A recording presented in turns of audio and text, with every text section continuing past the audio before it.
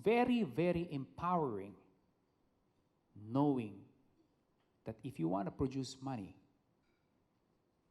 I can create something that will produce money. Very first realization ko to when my wife and I, we went to Europe, Paris, Venice, Italy. We went there for 10 days.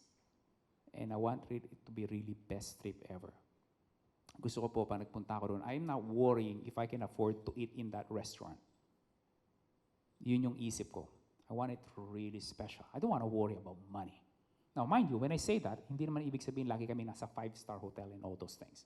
Simple lang na, if I want to eat on this restaurant, because mukhang masarap, kakain ako, hindi ba masarap pag pasok mo sa restaurant, you pull up the menu, you're looking at the left side, not on the right side?